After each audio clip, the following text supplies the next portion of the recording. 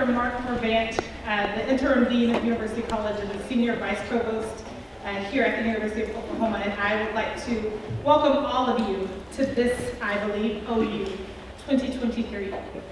As the academic front door to the University College is proud to carry out programs and initiatives that help our first-year students and our community understand the values that are held collectively by our university and assist them in further developing the means of living well and thriving as college students and as citizens.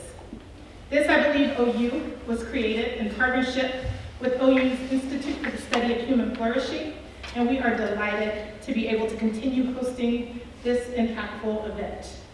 We would like to support and show gratitude to those who helped create this, I believe, OU. If you'll help me take a moment and thank those who are responsible.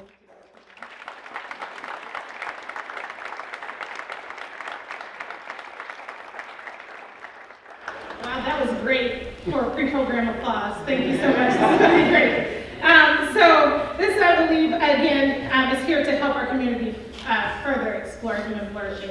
And I'm so glad that we are all here to do that this afternoon. I would also like to recognize all of University College staff members and instructors who have joined us today for their support and assistance with today's event.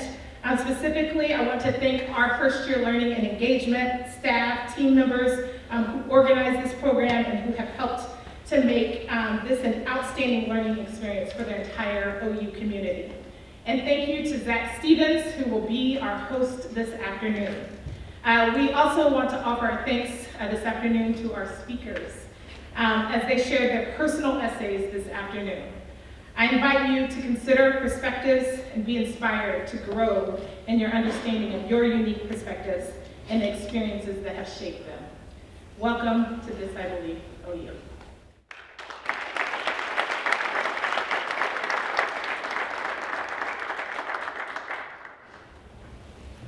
This, I believe, for centuries, humans have struggled to understand and share their innermost beliefs and central values. More than 50 years ago, three prominent broadcasters developed the idea for personal philosophies to be presented on a new radio program, This, I Believe. From 1951 to 1955, famed journalist Edward R. Murrow hosted the series on which women and men from all walks of life shared their stories over the airwaves. Murrow said about the project, "In this brief time each night, people of all kinds who need have nothing more in common than integrity, a real honesty, will talk about the rules they live by, the things they have found to be in the basic values in their lives." Similarly, today, over 50 years later, we gather as a community to share perspectives so that we may grow in our deepening understanding of human flourishing. Speakers selected for This I Believe OU were asked to present their own This I Believe essay. Like listeners past, may you find truer perspective in personal flourishing through listening today. Caleb Kelly. Caleb Kelly is a former American football linebacker. He attended the University of Oklahoma from 2016 to 2022. As a senior at Clovis West High School in Fresno, California, Kelly won the 2015 Buckus Award given to the best linebacker in high school. He played in 3 college football playoffs and won 5 Big 12 championships. He was captain of the OU football team in 2021 and was awarded Freshman All-American Honors and the 2018 AFCA All-State Good Works team. Caleb also earned a Bachelor of Communication, a Master of Organizational Leadership, and a Master of Business Administration. He is now on staff as the Director of Soul Mission, Career and Professional Development for the University of Oklahoma. He also works as a TV host for multiple OU football shows run by Sooner Vision. Please welcome Caleb Kelly. Hello. I usually speak in more interactive settings, to be honest. And so if you want to chuckle, you want to make some noises, it's all good, okay? All right. This, I believe. Keep a mirror on you. Luckily today, we have a phone. But why would I want you to keep a mirror on you? I wouldn't want you to do this simply because you might have a boogie in your nose. That's where you I'm just kidding, but really, it would be helpful for that as well. The reason to stay strapped with a mirror is that there has not been one time I walked by a mirror reflection and didn't think about myself in some form or fashion. Now, I like to say I'm a good-looking fella. And I enjoy a good gaze at myself. But every time I look in the mirror, I look for flaws. A mirror keeps me humble. A mirror can keep you confident. And as my fiance says, every time she does her makeup and looks up at that mirror, I look good. And I can tell you, yes, she does. But a mirror for me constantly reminds me who I am supposed to be representing. When I see that reflection in the mirror, I think of two things. One, remember who you are and remember what you represent. Now, side note, who you were yesterday is not who you are today. And who you will be tomorrow is not who you are today either. But with your handy mirror, you can see who you are and what you represent today. The goal is to be happy with that person, staring right back at you in the reflection. Second, a mirror reminds me of another quote. Don't worry, I won't read the entire thing. I know sometimes when they get quotes going, it can be a lot. You may fool the whole world down the pathway for years and get pats on the back as you pass, but your final reward will be heartaches and tears if you cheated that man in the glass. That reflection, staring back at the mirror, is actually a person, a real person. And newsflash, that person is you. And the only one, when it's all said and done, that can cheat that person in the glass is the one staring right back at you. Whether that means effort, goals that you are putting off, relationships that you are afraid to pursue or afraid to get out of, only you can control your outcome. Because the sad truth is, the world does not care about you. There are billions of people on this earth. Every single person goes through a different situation. Every single person's problems are the greatest thing to that person. Perspective can be completely omniscient or completely subjective. But the fact is, your problems are your own. The only person who can get you out of those problems is you. The most dangerous part about life and about the mirror effect is that fear overtakes freedom. Every single person has to make decisions. Every single person has situations or events that arise, and every single person reacts to those situations and events. God gave us free will to make choices. However, God also gave us an out of every negative situation. So no lousy choice has to be followed up with another bad choice. Therefore, this I believe, excuses are a waste of breath. Fear only exists where you allow it to. I'm not saying you have to go skydiving. I'm not saying you have to quit your job. But I'm saying that if you feel deep in your heart that you're being called to something, and the first thing you do is make excuses as to why you shouldn't do that thing instead of why you should, you are simply setting yourself up for failure. I have a math equation for you. Now, math wasn't my favorite thing. A side note real quick, and this isn't in here, I might get in trouble after, but hey, they gave me the mic.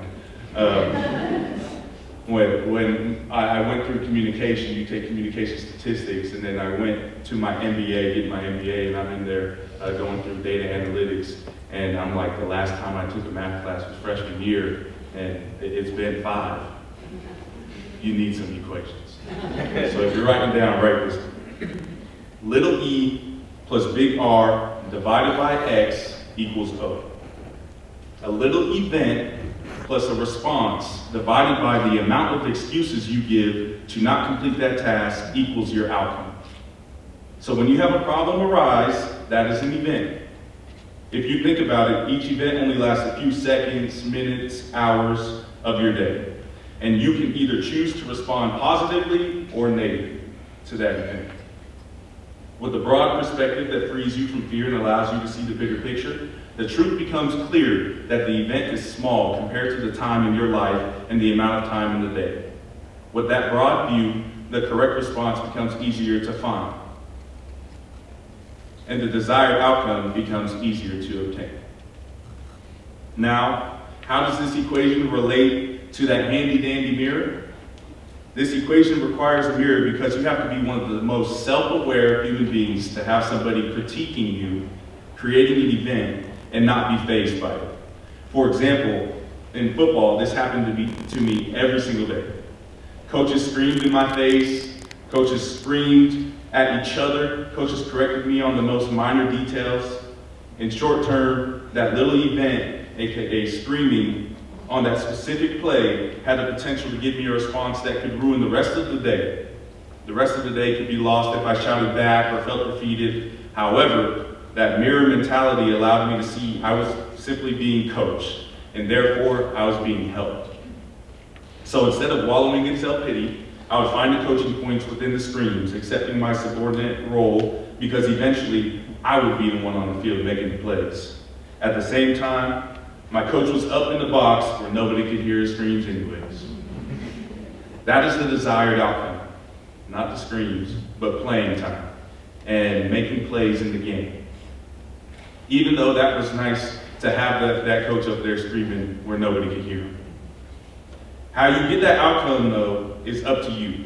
Many little events are accompanied by a response that could have many excuses, or the self-reflection and ability to see the perspective of everyone involved so that you can have the correct response. Now, I'm up here talking, and I know you're questioning, does this guy even do this well himself? Has this guy perfected this? No. I don't think I haven't made any mistakes. Don't think that during every situation I have, I pull my mirror out and I'm able to self-reflect in a short amount of time. Don't think that I am perfect. Remember, I see flaws every time I look in the mirror. However, you cannot punch holes in my equation. E plus R divided by X equals O. Because even if your response is wrong, the outcome that you created is now your little event. So now the equation starts back over with little e. Therefore, this I believe. Keep a mirror so that you may always know who is staring at the glass, and you can make sure you are always doing right by that person. And finally, give yourself that self-awareness to get rid of fear and excuses, thus earning your desired outcome until the next little event presents itself again. Thank you, and God bless. Madison Williams is a freshman studying political science at the University of Oklahoma. She knew she wanted to be a Sooner after her first visit to the OU Law Library. Although Madison graduated from Burleson High School in Texas, her time at Coronado High School in Henderson, Nevada, sparked her passion for history and the environment. She poured this love into leadership roles in the Student Council and Green Clubs, and continues to do so as a member of the Class Council at OU. Madison volunteers for American Foundation for Suicide Prevention and MG12K food drives. If asked, Madison will tell you that living in 6 states from birth to high school has cultivated her hobbies like mountain biking, painting, drawing, and becoming a self-proclaimed Lego aficionado. Please welcome Madison Williams. Hi, everybody. My essay is called Life's Luxury or Systematic Excellence. Though most of my childhood school memories are a blur, I can describe the overall theme of it as incredible. During these times, I had to memorize the Pledge of Allegiance, count to 20, and color inside the lines. With every discovery, I would feel a sense of accomplishment and astonishment at all the world had to offer. I remember coming home from school and telling my parents all I had learned that day, and they were amazed and proud to see a burning ambition to learn everything that there is to know in my eyes. Those days, the burden of test scores and class rank didn't cloud my desire to acquire skills and gain actual knowledge. As the years went by, counting to 20 turned into finding X.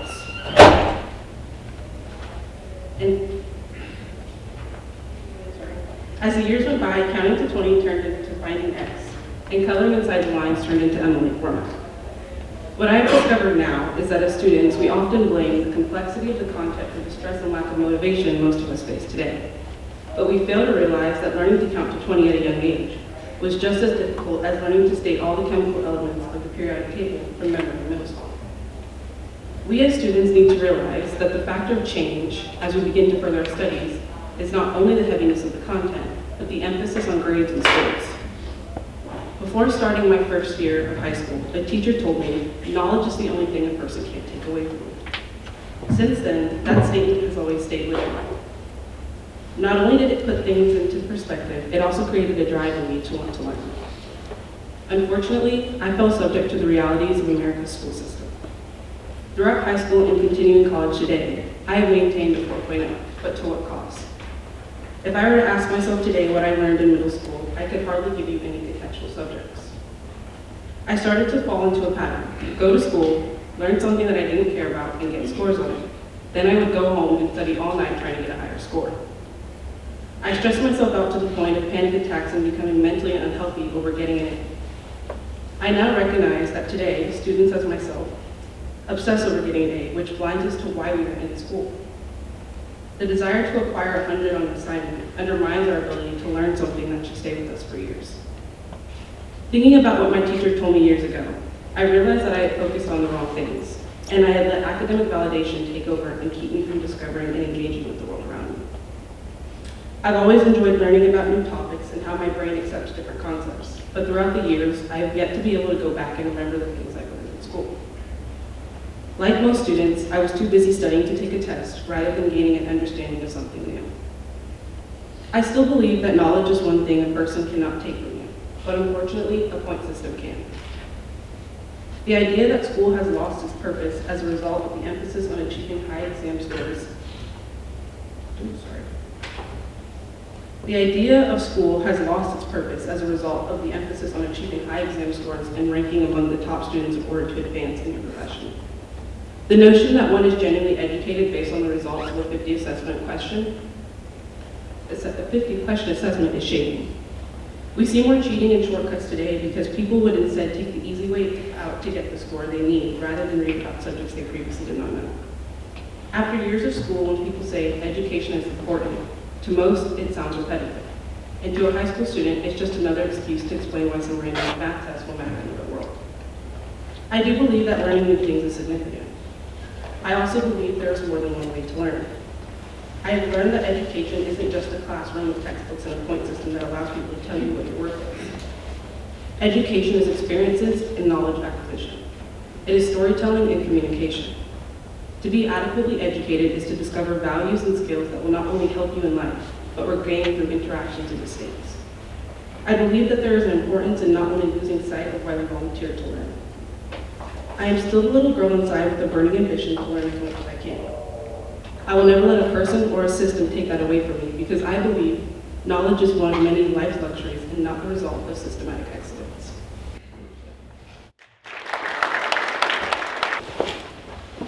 Dr. Jenny Sperling is an assistant professor of critical studies in education in the Department of Educational Leadership and Policy Studies at the University of Oklahoma. Some of her research interests include critical youth studies and LGBTQIA+ experiences, with specific attention to sexuality and reproductive education.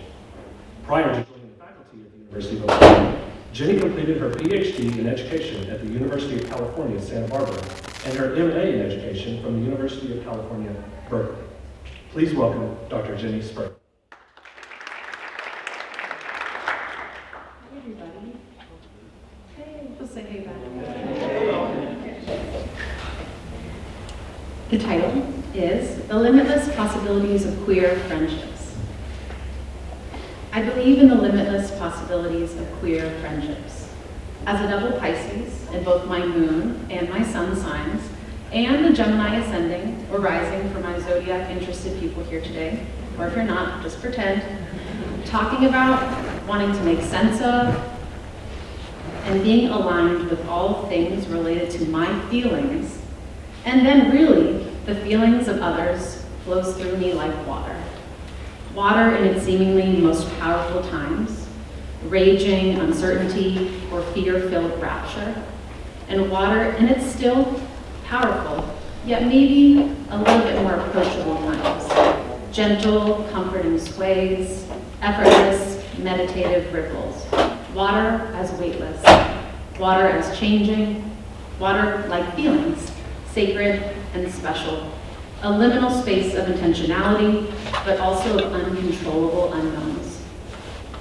Feelings as water, the water that brings me closer to myself, to others, and to the world. The fluidity and infinite possibilities of water, like feelings, is how I've come to recognize what I believe to be queer friendships, or queer relationships more broadly. Although holding special meaning to me and the people I love, my usage of queer here is not limited to the connections between queer identifying people. Like water's structureless forms, queer friendships are about the deep, magical, intimate moments shared over laughter, grief, joy, sickness, and fear. Unlike traditionalized understandings of relationship structures, the roles or responsibilities, queer friendships are uncharacterizable in such restrictive ways. They are unmatched, they're unscripted, they're unnormative. I find myself, now again reading this, unraveling in the possibilities because they are so life-giving, like water. I think of how much my heart aches when I haven't seen one of my really close friends, how much I miss her. I think of how much I cry, as many of my students and my people know, in gratitude when expressing myself to my friends in ways that make me feel so vulnerable and scared, yet still so trusted and safe, really understood.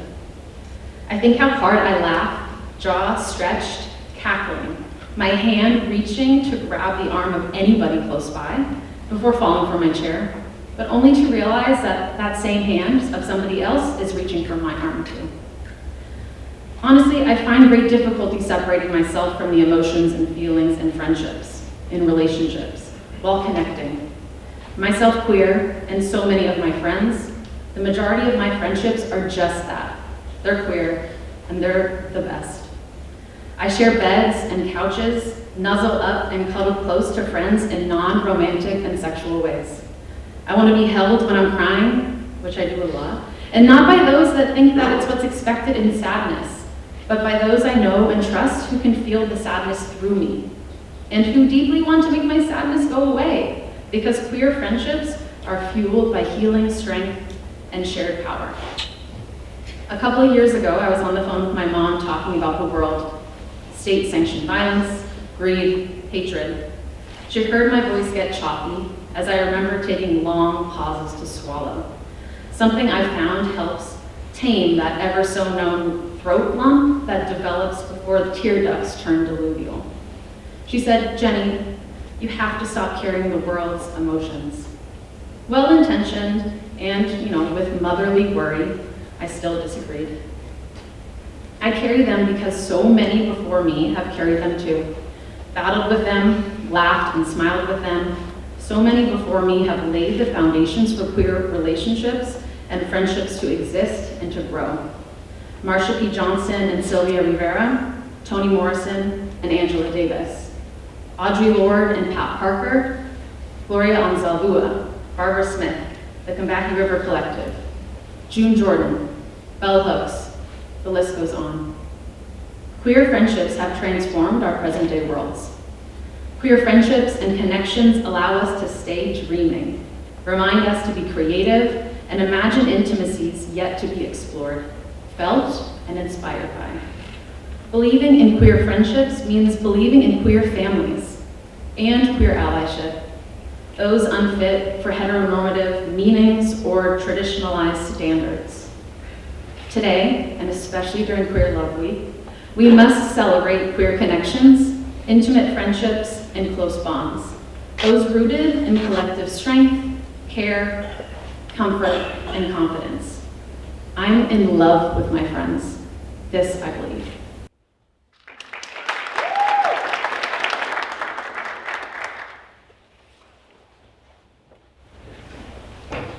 Katie Hallam is a junior at the University of Oklahoma studying journalism and international security.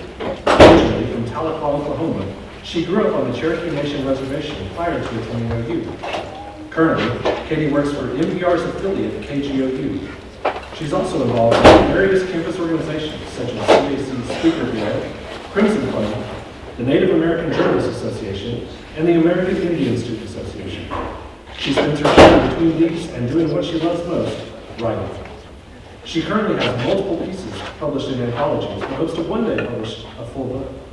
Her current plans for after graduation are attending grad school and studying international law, with her end goal going into foreign correspondence or public diplomacy. Please welcome Katie Howell.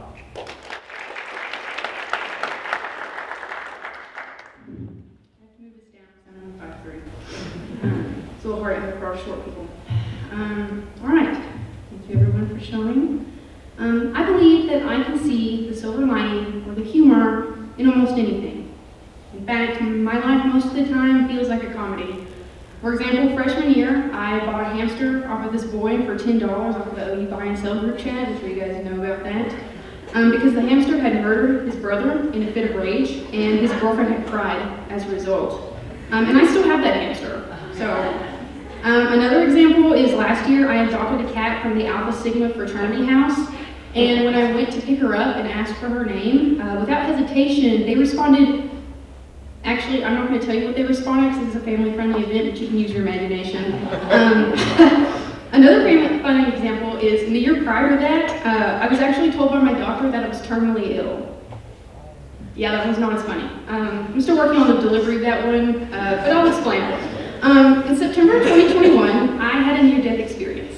As the story goes, after suffering from a migraine all day, I checked my blood pressure, and with a reading of 250 over 130, I drove myself to the hospital at midnight, delirious and unable to tell you who I was. I was on the verge of a stroke, but luckily I made it, and I collapsed in the lobby with my first seizure, and I spent 5 days in and out of the ICU and spent another 3 days on the regular floor.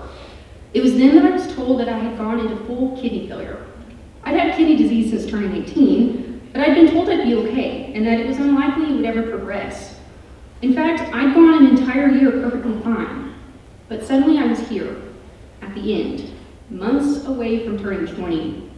Stubbornly, I fought it for 1 more month, desperately praying my kidneys would return to a regular state.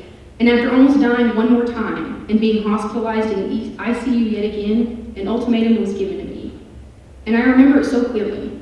It's one of the only memories I really have of that time. My doctor, who had taken care of me since the beginning of my illness and who had watched me graduate and go to college, he came to see me in the hospital. And so vividly can I recall how he pressed himself up against the wall and refused to look at me. Now, one thing to note about me is I'm also really independent. In fact, to a point, it's almost a problem. I know what I'm feeling, I just don't enjoy expressing it, and I don't like crying in front of others or telling people when I'm upset. I don't like asking for help, begging, or showing fragility. But for the first time in my life, laying in that hospital bed and feeling that pit of despair stretching in my stomach and my throat like a sickness, I was suddenly so aware of how weak I really was. So I said to the man, who at this point I considered a brother, I said to him, "Please be honest with me." And I remember so clearly how he finally looked up at me, with his hands hidden behind his back, and how he replied, "I am so very sorry." And that's all he said to me. "I am so very sorry." And with tears rolling down my face and that sick feeling expanding all in my body, without being able to stop myself, I cried out so desperately, pleading with him, "Please, I don't want to die. Don't let me die." And he told me then that my only option was dialysis and a kidney transplant. But we had discussed this in the past, and if you are close to someone who is in kidney failure, you know dialysis is end-of-life care, and a kidney transplant is not a cure. In fact, when you are diagnosed with end-stage renal disease, you are mandated to write a will, because that's what it is, the end stage. And at 19, I suddenly was the legal holder of a will. In the moments leading up to dialysis, I remember going through such a range of emotions, grieving myself and the life I was seemingly losing. I had been deteriorating for over a month. I couldn't walk, bathe, eat, sleep, or do anything without assistance. I lost my hair, my weight, and I started to cognitively decline. I lost my independence, and more importantly, I lost my will to live. I refused to sleep in my own bed at home because I feared putting my parents through the grief of making my bed after I passed away. My father told me later that he feared he would never see me smile ever again. It happened so quickly and so fast. Finally, when I was yet again at the ER, I had a wake-up call. The doctor, who had seen me at least 8 times in that week, grabbed me by the shoulders as I sobbed and I wailed and I pleaded for my life, and he said to me, "You are a walking prophecy. You will never get better because you are not allowing yourself to get better." And I remember thinking, how could you say that to me? I am dying. I am so young and I am dying. My body is poisoning itself, and the only way to fix it is to hook up to a machine every night until my body eventually gives up, or 1,000 people on waiting list suddenly makes room for me. What more could I give? I had nothing else left in me. But all I could reply back was, "I have been sick for so long. I am so tired." Which I thought was true. I had gone through life-altering treatments just to end up here. But he replied so plainly, trying to shake me awake, "No, you have been in kidney failure for 2 months." And it worked. He was right. I'd only been sick for a little over 60 days. Could time have really been that short? The days had felt so long and so unbearable, so endless. In that moment, something changed in me. Within the next weeks of starting dialysis, anytime I began to feel despair at my situation, I reminded myself of how far I had come in such a short amount of time since that first dreadful night. And before I knew it, a month had passed. Christmas came, and I was smiling and laughing, and I hadn't done that in a long time. I went back to school. I went out and I celebrated my birthday just a little over a month and a half since starting dialysis. And by the 6-month mark, my hair was back. I was active, I was stronger, healthier, and happier. I had been so focused on my fate that I neglected to see that there was a future for me. I remember how so badly I wished time could rewind to when I was 17 and nothing bad had happened to me. I saw that girl as a completely different version of myself, someone on another timeline, and was so jealous of her. And sometimes I still am. Sometimes I feel like I'm standing here, staring at her, desperately wishing I was in her place. But in the past, no one is there. Everyone I have ever loved and have so many good and wonderful memories with is not there. They're here. And that 17-year-old girl unaffected by illness, she doesn't exist either. Not anymore, because she's me and I am here. That's the cruel part of when tragedy hits you. Time moves on. You cannot stay back to grieve, or you'll miss the good that is meant for you. The silver lining to all of this is that I had gone through one of the worst things to happen to a person. My dreams and my life was ripped away from me. But since I've experienced the unimaginable and survived, I am unstoppable. If I have lived through a death sentence, I am untouchable. I'm still waiting for a kidney transplant to save my life, but look at how far I've come. I would not be here if I hadn't changed my perspective on the situation and acknowledged that there's only growth from the bottom. A little over a year ago, I was on such a strict diet that I would order a grilled chicken sandwich with a cup of ice from Wendy's, but would only eat the chicken because I couldn't have a lot of sodium and limited fluid. But now I order the nuggets and the fries and Coke because I'm the best I've ever been. Life is good and life is beautiful and life is what you make it. My life isn't ending, it's just the beginning. I can find the silver lining, and even sometimes the humor in being terminally ill. And the reason for this is because of one of my favorite quotes. We cannot change what's happened to us. That is the tragedy. But we can change how we relate to it. Thank you. Michael Drew is a part of the sorority Tau Beta Sigma, as well as the Pride of Oklahoma marching band. He is a freshman at the University of Oklahoma, currently working towards a degree in psychology. He came to Norman after graduating from Union High School in Tulsa, Oklahoma. He enjoys making music and hanging out with his friends. Michael loves giving back to the world and volunteers at a local elementary school. Please welcome Michael Drew.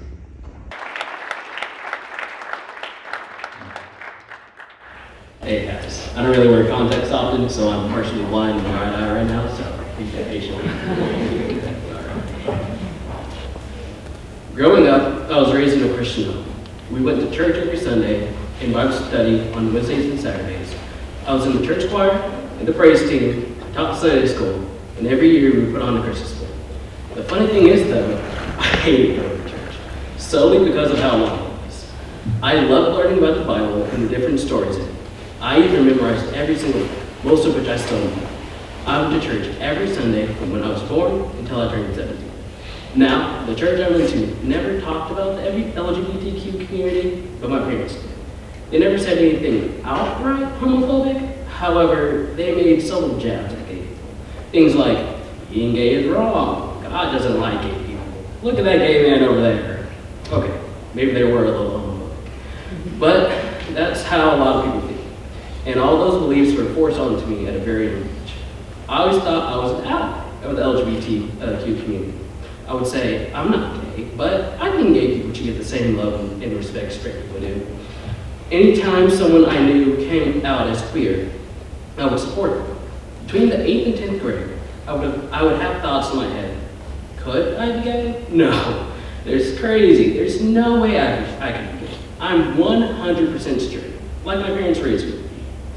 The winter of 10th grade came, and I wanted to join the winter club. I found the activity enjoyable, and it seemed like something I would enjoy. So I decided to tell my parents about it. Now, the people who typically join Guard are women or gay men, but anyone can join. When I told my parents about it, they asked, "Are you gay?" I was taken aback because I never really thought about myself as gay. After that, I was pretty upset. But then I started thinking, could I be gay? I started watching YouTube videos about how to know if you're gay, how I found out I was gay. And it was hard. I didn't want to be gay. I wanted to be straight. I wanted to only like girls, get married to a girl, and have a family. But after months of internal reflection and soul searching, I finally embraced that I was bisexual. It took months to come to terms with it, but 2.5 years later, I'm glad that I did. I'm glad I didn't try to push it away or hurt myself because of who I was. But a lot of kids aren't that lucky. As a society, the normal is being straight. For the longest time, if you weren't straight, you were bad. You were evil and you should be punished. Things are better now, but LGBTQ people are still being targeted, still being persecuted solely based on who they love. Homophobic people always look towards the Bible for their bigotry. But I know wrong. I know that it says, love thy neighbor and do them no harm. Show everyone respect and compassion, not hate. Being LGBTQ is a death sentence in some countries. You can be jailed or even killed for being gay. Heterosexual people will never understand how it feels to be persecuted because of who they are. Just as non-people of color will never know what it feels like to be discriminated against because of their race. Realizing I was in the LGBTQ community opened my eyes to a new world, but it also meant I would become neglected by society. I believe everyone should be able to live how they see fit, whether that be loving someone of the same sex, loving someone of a different race, or just being themselves. I believe as citizens of the free world, we should have the freedom to live our lives as we truly are. This I believe.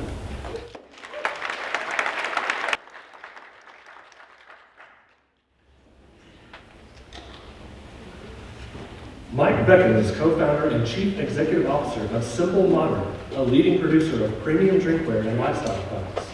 Founded in 2015 and based in Oklahoma, Simple Modern currently generates a 9-figure annual revenue and is committed to generosity, donating at least 10% of annual profits to nonprofit organizations.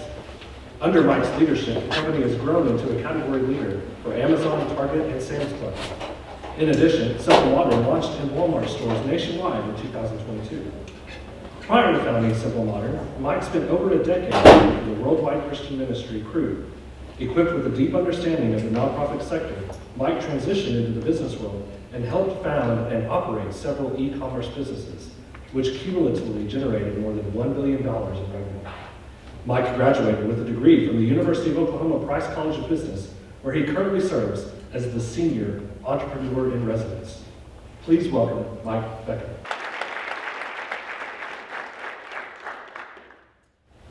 Every generation must answer a daunting question. How will you make a positive impact in the world? After spending half of my career in the nonprofit world and half of my career in the for-profit world, I'm here to offer a surprising answer. It's easy when looking at the world around us to feel discontent.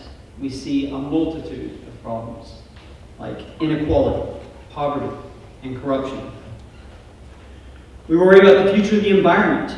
We wonder what type of world the next generation will inherit. I'm here to make a surprising argument.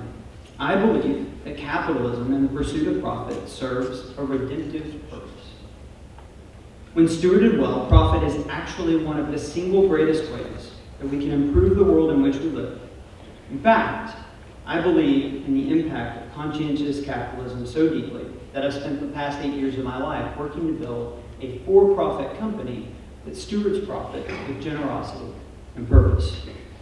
I'd like to start by making a simple observation. To solve any big problem or to achieve any great success requires the cooperation of many people. Capitalism is just a word that we use to describe an economic structure that provides a strong incentive for individuals and organizations to work together and to cooperate.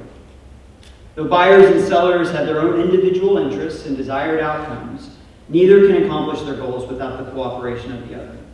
Capitalism incentivizes them to work together to set prices for goods and services sold, and the results yields greater benefits for everyone involved.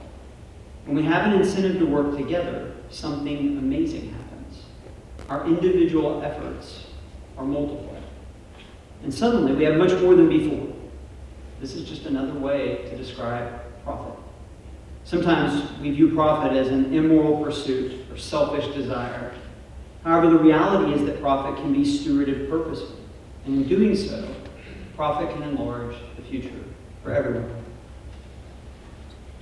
Profit provides the money to create new jobs, the tax dollars to fund parks and playgrounds, the investment dollars for a new biotech startup developing a cure for Alzheimer's, the aid for a country like Ukraine that's unfairly attacked, or the scholarship for a promising student.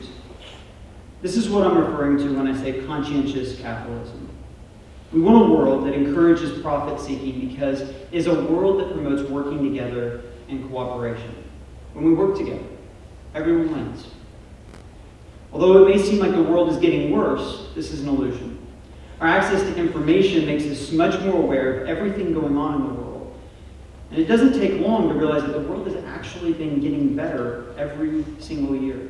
Extreme poverty, world hunger, child labor, child mortality, parasitic infection rates, and violent crime have all declined significantly over the past 100 years. In fact, they're at historic lows. We've eliminated diseases like smallpox through the advance of science. Standard of living, life expectancy, average IQ, and literacy are all on the rise. Many of these benefits to society are due to the rise of capitalism and profit that has been stewarded well. As we consider future generations, our challenge is not to find a new solution. We already have a system that works. Our challenge is to do it better. When my co-founders and I started Simple Modern in 2015, we set out to build a for-profit company that gives generously to others. Today, Simple Modern generates a 9-figure annual revenue, and our company gives away at least 10% of our annual profits to support nonprofit organizations focused in the areas of clean water supply, the fight to end human trafficking, support for marginalized communities, and homelessness. When personally faced with the question, what will you do to make the world a better place, I started a company. Though it's easy to point out the flaws of capitalism, it cannot be denied conscientious capitalism has been and continues to be a tremendous force for good. When stewarded with purpose and generosity, profit can enlarge the future for others and make the world a better place for everyone. This I believe. Jen Whitlock is a first-year Price College of Business online MBA candidate. Even though Jen has lived on the East Coast for her entire life, she chose the University of Oklahoma for her MBA program because of her family's legacy with the university. Her father, a 1964 OU alumnus, and her sister, a 2021 OU alumna, in addition to countless other members of her family, have instilled in her a love for the Crimson and Cream and all that the University of Oklahoma stands for. Jen graduated from Towson University in 1993 with a degree in mass communication. She has nearly 30 years of innovative and strategic communication experience, driving success for clients in the healthcare industry. Jen helped launch a pharmaceutical marketing communications firm and served as its VP of marketing for 10 years. She has spent the last 8 years at Mercer, leading the communications team for the Mercer Marketplace 365 Plus retiree line of business, focusing on marketing and messaging for clients within the healthcare individual exchange. Outside of work, Jen prides herself on giving back to her community, whether it's creating care packages for healthcare workers during the pandemic, making lunches for homeless to distribute on Christmas Eve, participating in the polar bear plunge for Special Olympics, donating blood every 56 days, or serving as team parent for her son's unified sports teams, Jen finds volunteering to be hugely fulfilling and an important part of her life. Jen lives in Maryland and has been married to her husband Albert for 23 years. They have raised 2 young men, Luke, 16, and Jake, 19, and one spoiled rescue dog named Abby. Jen loves anything to do with the beach and water, listening to live music, watching sporting events, and spending time with friends and family. Please welcome Jen Whitlock. Hi, everyone. First, I just want to thank the First Year Learning and Engagement Committee, the selection team. It's such a huge honor to be here, and hearing the speakers and the stories of those who I've been lucky to present with today, I'm even more honored. I mean, your stories are just absolutely incredible and so moving, and I consider this to be an even greater honor than I did when I was asked to present. So, my story is called, this is believed, it's called The Unsuspecting Gift. Her inner voice said, "You'll never finish. What makes you even think you need your MBA? You won't be able to balance everything. You're going to add too much stress to your life. You're going to make yourself and everyone else in your world miserable." Her husband said, "You're nuts to add one more thing, but go for it. I'm here to support you throughout this." Her kids said, "Mom, we are so proud of you. We know you can do this." I'm going to give you guys a lob of a meatball here. I'm asking for your participation for all my family in Maryland. Her parents said, "You are our Wonder Woman." Her dad, an OU alumnus, added a hearty "Boomer." Her sister, an OU alumna, exclaimed, "I can't wait to go back to campus to watch you walk the stage when you graduate, just like you did for me last year." Her manager at work said, "I can't imagine anyone better suited for this challenge. I'm excited for you, and I can't wait to learn from you." And then, on May 10th, 2022, after weeks of doctor's appointments, tests, and MRIs, her neurologist said, "You have multiple sclerosis." Although I physically sat in a chair in my doctor's office, I mentally floated away as I started to hear words like lesions, and myelin sheath, and paresthesia, and the more descriptive ones about my diagnosis: relapse-remitting MS with moderate demyelination in the brain, neck, and spine areas. After I got home and caught my breath, I began contemplating my future health, a potential disability, and a myriad of other worries that consistently invaded my headspace. Over the next few weeks, I thought about whether or not I would have to use a cane or need a wheelchair at some point.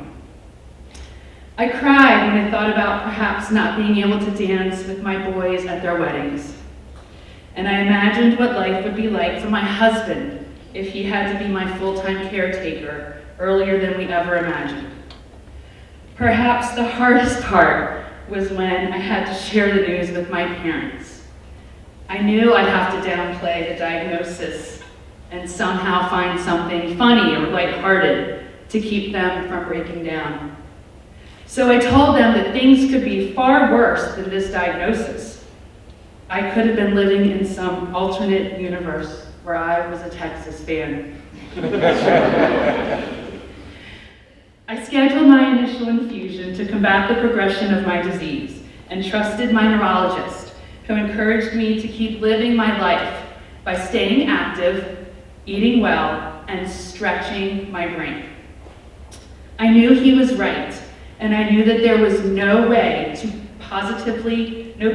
positively tax my brain than to move forward with my MBA at OU. So at 51 years old, with nearly 30 years of experience in the marketing and communications industry, a husband and 2 crazy teenage boys with a chronic disease lingering in the background, I officially and proudly enrolled in the Price College of Business online MBA program at the University of Oklahoma. Education is a gift, one that I never truly appreciated the first time around when I earned my bachelor's degree at Towson University in 1993. But this time, life as a graduate student at OU has been far more fulfilling, and I feel an immense sense of pride and duty with every assignment I finish. As of the date of the essay submission, I have successfully completed 4 out of the 36 credits towards my MBA. I have gone to numerous virtual office hours, met with teachers' assistants, logged into numerous group Zoom project meetings, read countless chapters on financial accounting and financial management, learned a myriad of new Excel formulas from my professors, written dozens and dozens of note cards with formulas to assist with studying, FaceTimed with my college sophomore son, who helped me use a financial calculator, and sat through tutorials on exponents from my husband. I believe that this village I've been lucky enough to amass as I work through my OU experience is also a gift and is going to be my proverbial saving grace. But the biggest gift I have received is my MS diagnosis. It sounds strange, but I am strangely thankful for this disease. Life is sweeter, and I appreciate all of it, even traffic, bad weather, and confusing financial theories and formulas. I look forward to my nights and weekends where I balance family time with school time, knowing how truly lucky I am. This, I truly believe. No, I actually guarantee that my age will not stop me. My current work or home commitments will not stop me. But most of all, I will not let my multiple sclerosis diagnosis stop me. None of these factors will stop me from earning my MBA from the University of Oklahoma. I have a responsibility to my family, and most of all, to myself. I have been given the gift of an outstanding opportunity to better my life through an advanced education, and I look forward to every part of this graduate school experience at OU. Thank you very much.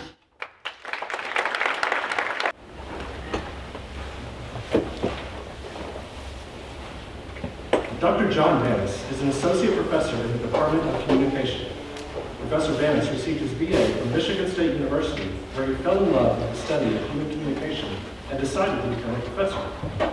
His studies then took him to the University of Hawaii and Manoa, and his MA, and the University of Texas at Austin was doctoral studies. After serving as a visiting assistant professor at the University of Maryland, Dr. Banas was able to realize his dream of becoming a tenure-track professor when he joined the faculty at the University of Oklahoma in 2006. Professor Banas is best known as the director of the Introductory Communication course, but he also teaches classes on relationship communication, social influence, and humor. His teaching efforts have earned him the General Education Teaching Award in 2013 and the John H. and Jane M. Patton Teaching Award in 2017. For the upcoming year, he will be a Presidential Teaching Fellow in the Honors College.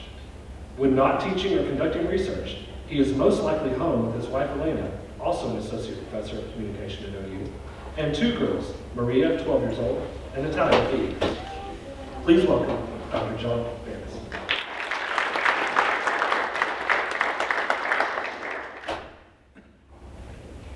When I came home for winter break after my first semester at Michigan State University, back in late December of 1994, I found myself, as one does, at a social gathering with what seemed like my entire high school graduating class.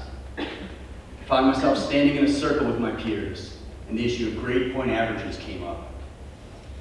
Now, my first semester in college was challenging in many ways. My GPA reflected my early struggles. So when I reported my GPA of 2.5, there were some oohs and ahs, but the most memorable response was one of my classmates who loudly stated, "I knew you weren't that smart." Yeah, right? Merry Christmas. But you see, that's the problem with the word smart. It connotes a binary distinction, a club to which you either belong or you don't. And it ignores the importance of effort, persistence, and intellectual curiosity in achievement. At the undergraduate, master's, and PhD level, I've had peers with more raw talent or higher IQ scores. Here's the thing though, many of those talented, high IQ people never finished their degrees, let alone went on to have distinguished academic careers. The purpose of this essay is to share what I consider to be the most fundamental virtue of human flourishing, not just academically, but in any aspect of life. And that virtue is perseverance. Growing up in Southeast Michigan, perseverance is part of our identity. Here's how the writer Anthony Bourdain described our most famous city. Quote, "Detroit has a reputation as a tough town, but that toughness is about resilience too. The insistence on sticking with it no matter what, on not giving up in the face of the utter failure of leadership year after year. Perseverance to me is continuing to give your best effort to achieve something, despite difficulties or failures. Growing up in a time of massive social, economic, and technological change, I came to understand that sometimes the problems at your doorstep are not the result of your own doing, right? There's systematic forces beyond your control, but you'll have to face them down nevertheless. Sometimes, my Oklahoma people know this, our government passes laws that are not fair or equitable. Sometimes they legislate against learning or against compassion, but these are the times when you must not quit. Of course, talking about perseverance is considerably easier than persevering itself. With that in mind, I'd like to share 3 keys to building perseverance. Number 1, mindset. Perseverance requires the right mindset. If you ask my wife, she'll tell you that one thing that sets me apart is an otherworldly confidence in my abilities to accomplish anything to which I set my mind. That's how I found myself on a tennis court with a national champion. And in my head, right before we started playing, I remember thinking, I'm gonna give myself a 50-50 here. I lost 6-0, 6-0. To flourish, you must believe that you can overcome obstacles. And you have to have that fire in you that makes you fight and scrap and never give up. More than that, the key mindset for human flourishing is what the psychologist Carol Dweck calls a growth mindset, which describes the belief that abilities can be developed. See, people with growth mindsets understand that effort propels learning, and they see setbacks as opportunity to build new skills. Contrast this theory of ability with a fixed mindset, which assumes traits like intelligence are unable to be changed. My classmate who mocked my first semester GPA seemed to have a fixed mindset. He saw my mediocre initial performance in college as an indictment of my intellectual abilities. In his words, proof that I wasn't smart. In the growth mindset, however, setbacks, such as a poor initial performance in college, may be unpleasant, but they do not define you. As Dweck says, failure is, quote, a problem to be faced, dealt with, and learned from. That's the difference a growth mindset can have. And it's why I want to tell you about the power of the word yet. When I look back on that first semester of college, my fixed mindset peers saw it as evidence that I wasn't smart. But I believe there were aspects of school I simply had not figured out yet. Second, people. Surround yourself with people who believe in you and help facilitate a mindset of resilience and growth.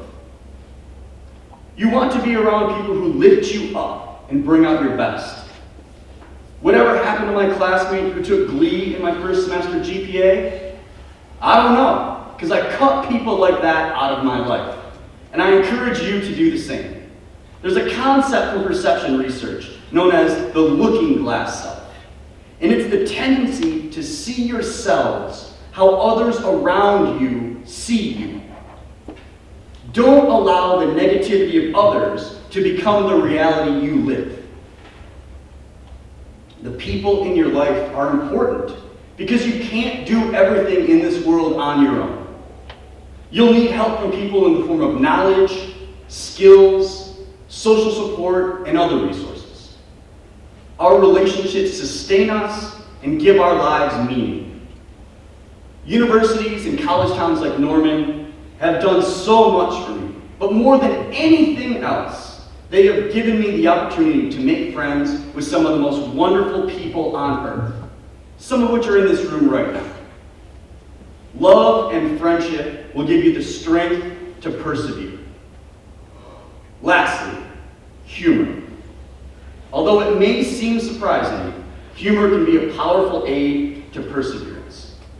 Scholars refer to it as diminishment, meaning that humor can transform failures or other difficulties into something smaller and less threatening. So we can see them as challenges to be approached in a playful way. Just over 12 years ago, our first daughter was born. My wife Elena and I were overjoyed, and like many parents, I shared photos on social media shortly after the birth. Later that evening, when my wife had trouble moving her legs, we were told that it was likely too much anesthesia and she should be fine the next morning. 24 hours later, when my wife still couldn't move her legs, after seeing the concerned look in the eyes of the nurses, and after meeting with a thoroughly perplexed neurologist, Elena and I were alone in her hospital room.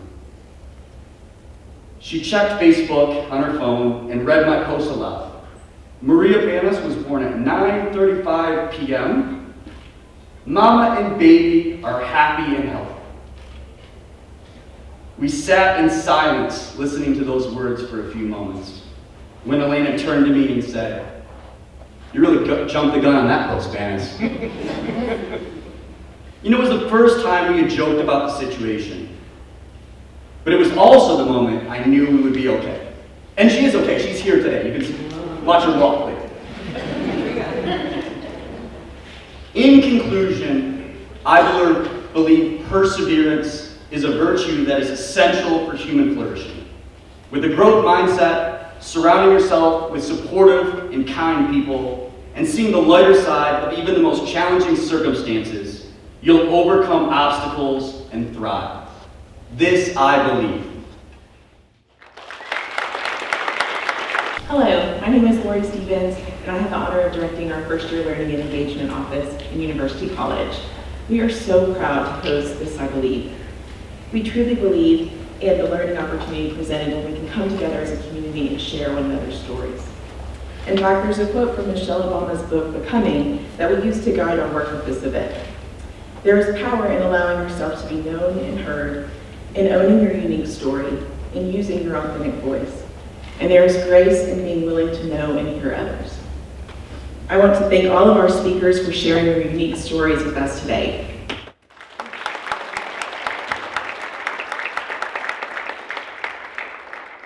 I also want to thank each of you for coming to This I Believe and for being willing to know and hear other stories. So give yourself a round of applause.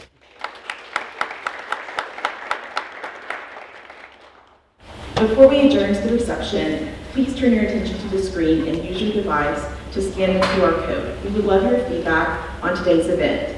In addition, if your attendance at today's event needs to be recorded for class or student organization, this QR code will take you to a location where you can record that attendance. Now, we invite you to join us for continued conversation in the President's Lounge, which is located just outside the theater and to your left. Thank you all so much.